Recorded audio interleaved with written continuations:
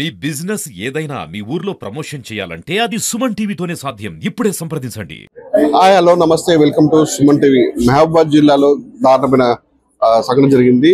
Road ప్రమాదంలో అంటే Mahabubabad నేరడాలోని KGB స్కూల్లో ఉన్నటువంటి టీచర్లు ఒక ఆటో మాట్లాడుకుని మహబూబాద్ నుంచి స్కూల్ వెళ్తున్న క్రమంలో ఒక ట్రాక్టర్ ఇసుక లోడుతో వస్తున్న ట్రాక్టర్ బలంగా ఢీకొనడంతో అక్కడికి మొత్తం వాళ్ళు చిత్తగాత్రులు మొత్తం తీవ్ర గాయాలయ్యి మహబూబాద్ ఆసుపత్రికి చేరుకున్నారు. ప్రస్తుతం వారు పరిస్థితి కొంచెం విషమంగా ఉండడంతో వాళ్ళకి మహబూబాద్ ఏ హాస్పిటల్ చికిత్స పొందుతున్నారు. ప్రస్తుతం వాళ్ళతో మాట్లాడి ప్రయత్నిద్దాం. అమ్మ మీకు చెప్పండి టీచర్, ఎక్కడ వస్తున్నారు? మేము నేరేడా స్కూల్ కి వెళ్తున్నాం సార్, కస్తూర్బా స్కూల్ కి వెళ్తా ఉంటే శనగపురం దాటినాక అవతల నుండి ఒక ట్రాక్టర్ వచ్చింది సార్. ఆ ట్రాక్టర్ రాంగ్ రూట్ లో రావడం వల్ల మా మీద ట్రాక్టర్ డైరెక్ట్ వచ్చేసి ఆటోను గుద్దేసింది సార్. గుద్దడం వల్ల మాకు ఇట్లా సీరియస్ పరిస్థితి. ఆటోలో ఎంతమంది ఉన్నారు మేడం? 5గురం ఉన్నాం సార్. 5గురం టీచర్స్, ఒకటే స్కూల్ టీచర్స్. ఇసుక ట్రాక్టర్ వచ్చింది, మామూలుగా వేరే ట్రాక్టరే సార్. అది ఇసుకుందో ఏందో అంత అబ్జర్వేషన్ చేయలేదు. ట్రాక్టరే సార్ అది. మీకు స్థానికుల కలిసి తీసుకొచ్చి మిమ్మల్ని అవును సార్, స్థానికులు 108కి ఫోన్ చేయడం వల్ల మేము హాస్పిటల్కి వచ్చినాం సార్.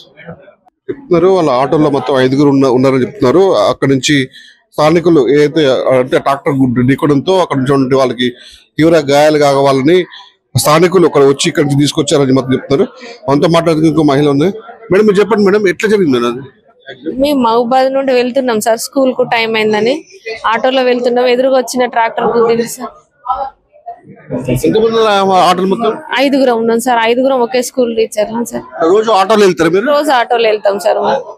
అంటే ఇప్పుడు విన్నారా అంటే తీవ్రంగా అక్కడ ఇసుక ట్రాక్టర్లు బాగా వేగంగా వస్తుంటాయి, చాలా ప్రమాదాలు జరిగినాయి.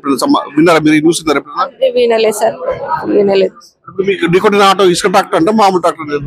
నేను అంత గమనించలేదు సార్. ట్రాక్టర్ అయితే ఢీకొట్టింది. ఆ షాక్ లేదనేది చూడలేకపోయినా సార్. మీరు షాక్ లాంటి పనులన్నీ మిమ్మల్ని ఎవరు తీసుకొచ్చారు ఇక్కడికి హాస్పిటల్కి? అక్కడ ఉన్న చాలా మంది చేరీలు సార్, గ్రామస్తులు, వాళ్ళు అందరూ తీసుకొచ్చారు సార్. చెప్తున్నారు వీళ్ళు కూడా అంటే వేగంగా ఢీకొట్టినటువంటి ట్రాక్టర్ ఇసుక ట్రాక్టర్ ఏదైతుందో దాన్ని కొట్టకుండా మీరు కింద పడిపోయి అక్కడి నుంచి మమ్మల్ని స్థానికులు తీసుకొచ్చారు చెప్తారు.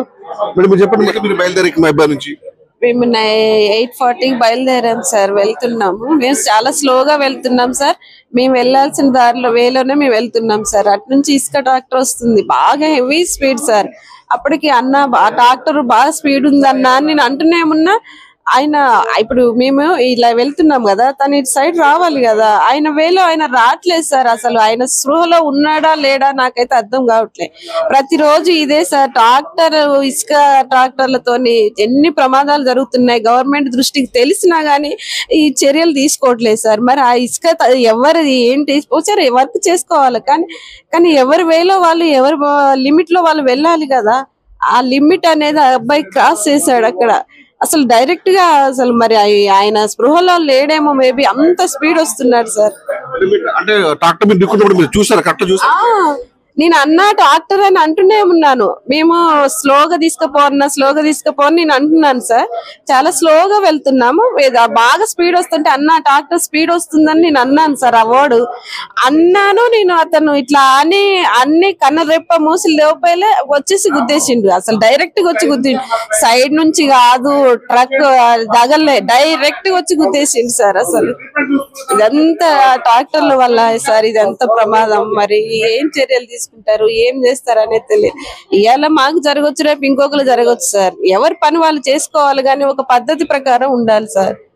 మేడం చెప్తుంది ప్రత్యక్షంగా తన ఆటోలో కూర్చున్నప్పుడు ముందుగా అంటే ఓవర్ స్పీడ్ తో వస్తున్నటువంటి ట్రాక్టర్ కూడా ఈ మేడం గమనించిందంట. అంటే అన్న ట్రాక్టర్ స్పీడ్ గా వస్తున్నాడు, కొంచెం స్లోగా పక్క పోతామని చెప్పి తన డ్రైవర్ తో డిస్కషన్ చేసే లోపే ప్రమాదం జరిగిపోయింది. అందరూ ఎక్కడెక్కడ చిల్ల పడిపోయాము. స్థానికులు మాత్రం అక్కడ ఉన్నటువంటి వాళ్ళందరూ 108 వాహనం ద్వారా కూడా ఇక్కడ తీసుకొచ్చి మమ్మల్ని చేశారు.